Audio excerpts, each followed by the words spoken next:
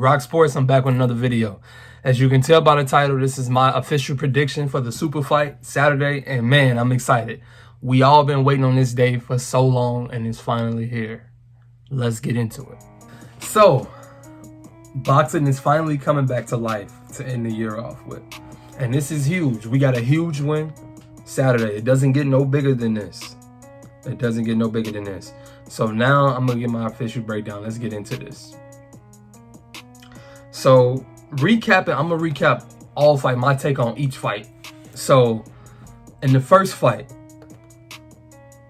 I think that the decision was fair in terms of the draw. I think that it was a draw. I think if anybody had to win, I think the knockdown was the difference. Here's why. People wanted to run with the narrative that Wilder was dominated in the first fight. And to me, that's just utterly ridiculous. Fury did not dominate Wilder. It was like so many swing rounds in the first half of that fight. They make it seem like Fury was just the second fight in the first fight in a sense. You know, minus the knockdowns and the power punch. But he wasn't. Fury was doing a lot of missing. Wilder was reaching with the right hand a lot. He was missing, but Fury wasn't doing much either. He was making them miss defensively, but he wasn't doing much offensively, if that makes sense. Wilder was still active, and he had his moments. Both of them had their moments. So my point is, again, it was a lot of swing rounds. Fury did not dominate Wilder. People try to make it seem like the only rounds Wilder won was, what was it, 7 when he dropped him, or 6? I'm not sure. I think it was 7. 7 and 12 was the only rounds Wilder won. That's BS, because that's just not true. 1 through 5, it was a lot of swing, like it was rounds in there that could have went either way, for sure. So if you add that on, if you give Wilder a couple of those rounds on top of the knockdowns, at best case, I mean, at worst case, it's a draw. You know what I mean? In my opinion. But scratch that. The second fight. Regardless, okay, so I'm going on record right now and say it. I'm a Wilder fan, for sure. I was a Tyson Fury fan. But Tyson Fury is a cheater, man. It just is what it is. It's facts. But I'm not here for that. We're not going to get into that. We here now. Regardless of what you want to say about the second fight, in terms of Wilder was dominated, or he was this, he was that, the gloves, whatever the case it was, one thing I think that we all can agree on, regardless of who you're a fan of, if you're a fan of boxing, you can agree that Wilder wasn't himself. If you watch Wilder in any other fight, including Wilder Fury 1, if you watch him in any other fight, he just wasn't himself. And what I mean by that is, he just looked out of his legs from round 1. This is before any significant punches was even landing. Not to mention the first knockdown in the second fight. That was behind the head, man. That was behind the head. It was something wrong in the second fight. It definitely was something wrong with Wilder in the second. I don't know what it is, but that's not for me to figure out in this video. In terms of this fight, though, so many dimensions to this fight, so many elements, and it's just so many things that you have to factor in. I'm gonna go on record right now. I'm picking Wilder by knockout. Can Fury win? Absolutely. He won before. Absolutely. If I'm wrong, I will come on here and say I'm wrong. I'm picking Wilder by knockout 7 through 9. 7 through 9. I actually may place a bet on that because I'm very confident on that. But so in terms of the fight now, I'm very interested because Fury, they've been doing all this talk about he's adding 20 pounds of weight. I just don't get the logic behind that. The reasoning, it doesn't make sense to me. If you've never been a knockout puncher in terms of one punch knockout, whatever the case, you've never been this. And factoring that in with the last fight, with the performance that you had, regardless of what went into it, we talking strictly Fury, with the performance that you had, why change anything in terms of your weight? And 20 pounds at that, it's not saying, oh, I'm going to come in 5 pounds. I'm going to come in 20 pounds heavier. Why? If you Fury, why? For what reason? Now, if you Wilder, I understand the weight gain. But if you Fury, why? If anything, you should be losing weight. Which, that's what's so weird to me, because Fury looks in great shape. He looks slimmer. Like, obviously he's a big man, so he wears whatever he weighs pretty well because he's so big, but he looks fit though. He doesn't look out of shape, but that's why Fury's a hard fighter to read. He's a hard athlete to read. You never know when he's telling the truth. But he's going to be ready for this fight. He's going to be ready for this fight. And Sugar Hill, I have respect for Sugar Hill. There's nothing else that needs to be said about Sugar Hill. He comes from a great mind. Like, you know what I mean? Like, he's a product of a great mind, of the GOAT. So, that's something to deal with. Malik Scott, though, I think is maybe the biggest X factor to this whole fight. If we want to say X factors, meaning any one of the fighters' skills, or corner teams as a whole, or refs, or whatever it is, training camps, whatever factors into X factors, I think the biggest X factor of them all is Malik Scott. Malik Scott is a student, man. He's a student of the game, top notch, through and through. If you just listen, you could just hear him talking. You could just hear it. You can feel it. He's a true student of the game, and I believe that he's gonna get the best Deontay, gonna bring out the best of Deontay, so we can see the best Deontay Wilder for this fight.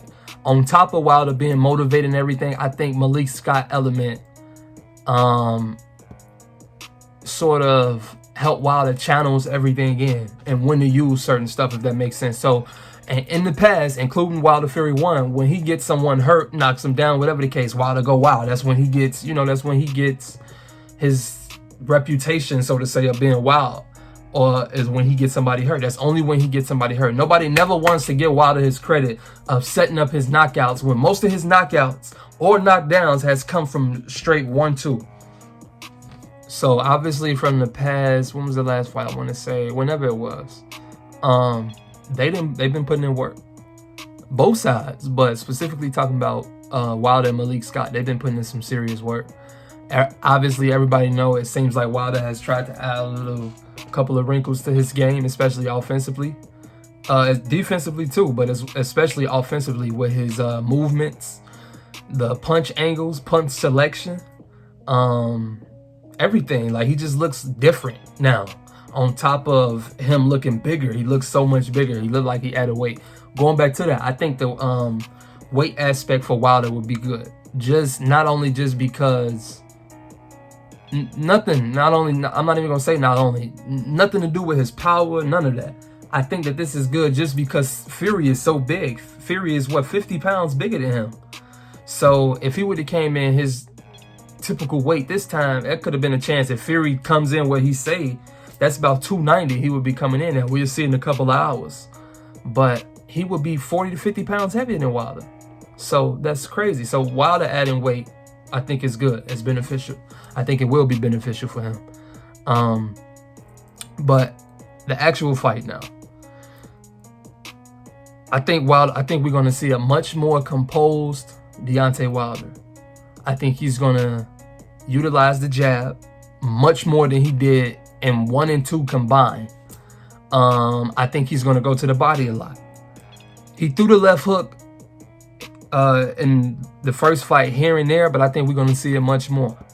I think angles, we're going to see Wilder using footwork like we never seen him use footwork, because I think that's a testament to Malik Scott. So again, as an unknown in terms of Wilder's strategy, we don't know if we're going to get we don't know how Wilder's going to come out. Well, I'm not going to say we don't know what new thing he's added to his game. But if I was training Wilder, he has to take it to Fury. He has to. I want him to come behind the jab and just come to Fury. I want him to just target all of Fury midsection.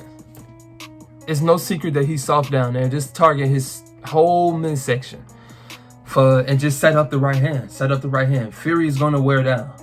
Fury's going to have his moments. Don't get caught up in the crowd. Don't get caught up in Fury showboating or any of that. But most importantly, when you get Fury hurt, if he's gonna touch Fury, and when he get Fury hurt, he can't go wild. He can't go wild because Fury's not that fighter where that's gonna work on. He's gonna have to still be calculated and precise and concise in his attack. So But in terms of Fury, though, I think Fury is overconfident. I think he's definitely underestimating Wilder. Obviously, he know Wilder has power and, you know, he can knock him out. But I think he's underestimating Wilder in terms of the work he's put in. The whole little thing that they running with, that Wilder can't learn nothing, you can't teach an old dog new tricks, all of that. I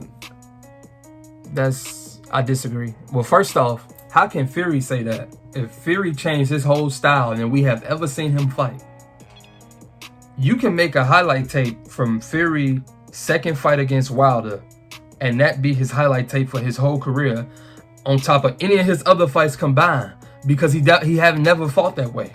You know what I mean? So it's tricky. It's tricky. It's a lot of factors to this fight once again, but I just think in the end, Deontay Wilder is very focused. He wants it. I think it's bigger than just getting his belt back for him. And I think, again, Fury is very overconfident. I don't think he trained hardly for this fight. I do think that he was more focused in the past. And it was just a lot of BS going around this fight on Fury's end of the stick. Like, just a lot of stuff that's just, you know, inexplainable. Like him with the COVID test.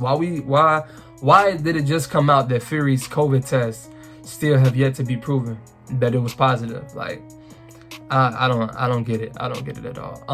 As well as that, the arbitration stuff that they knew that was going on the whole time when they was trying to announce other fights, and Fury didn't want this fight.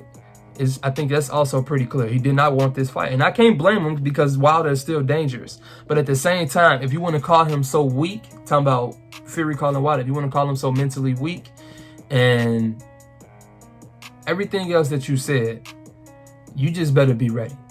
That's all I'm saying, Fury. You better be ready, because you had your eyes set on Anthony Joshua and you completely wrote Deontay Wilder off. Sugar Hill and Tyson Fury should be ready. They keep talking about COVID twice, that he had COVID twice, but again, we had no proof. And this was more than enough time for both sides. So this should be the end of the chapter right here. If Wilder gets knocked out in the first round or the 12th, or Fury wins a decision, Fury was the better fighter. And that is what it is. We don't need to see a fourth fight. If Wilder knocks Fury out in the first round, the 6th round, or the 12th round, or he wins a decision, it is what it is. Wilder won. He's won this match.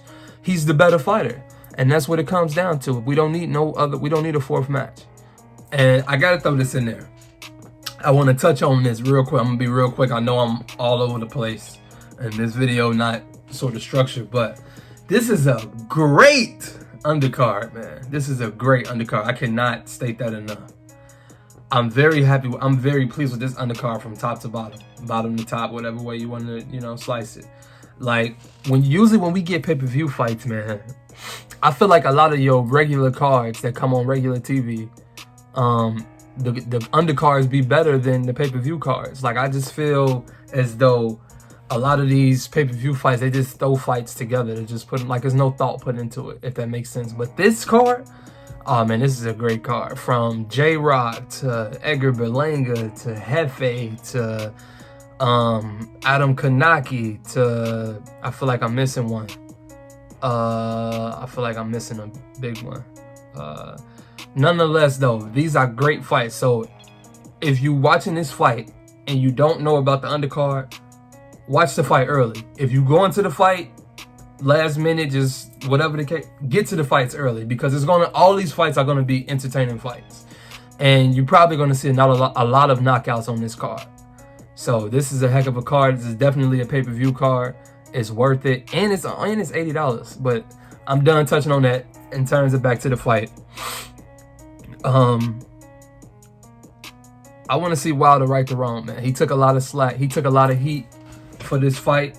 For the second fight, for the rematch, obviously for the aftermath and everything, all the accusations and everything, but opposed to people actually listening to what he's saying and going back to do your research on certain stuff, and opposed to just taking the narrative and running with it, like that's weak to me. But I'm picking Wilder, 7th round knockout well, 7 through 9, but I'm gonna say 7. 7th round knockout for Deontay Wilder. I think he's gonna drop Fury twice, but the second one is gonna be the one where Fury can't get up from. Fury will have his moments because Fury is still a great fighter. This is not any opponent that Wilder has fought in the past, and I'm not one of those that believe Wilder hasn't fought nobody. He didn't want to fight nobody. None of that. But I think we all can agree that this is any opponent that Wilder has fought that doesn't, it's not equivalent to Fury. And the same thing can be said to Fury. Anybody who he has fought is not equivalent to Wilder. So my point is, though, Wilder's going to have to bring out something that we haven't seen to get over this hump with Fury. And from the work that he put in over the past year and a half or however long it's been, I think he put in that work, man. And he's been under the radar. And I think he's ready. Listening to Malik Scott talk, he's not underestimating Fury and Sugar Hill. He's up, like he say, he'd be up to 5 a.m. and, doing all his due diligence in terms of research and film study. So this is it, man. It's do or die. This is it. I'm excited. I'm not talking about Usyk. I'm not talking about Joshua. For either one of these guys, they have to get past each other first. But this is a super fight. I'm excited. I'm picking Wilder. So, yeah, that's it, man. Again, tell me who y'all got. Leave some comments. Drop them likes. Share this video. It's a big weekend, man. And I'm about to be tuning into a lot of live streams. Expect my video to come out tomorrow night. If not tomorrow night, I promise Sunday. My reaction video to the fight. So, yeah, I'm checking out. All of my boxing, NFL, and NBA fans, like, share, and subscribe, man. Keep coming back. I'm going to be dropping more content.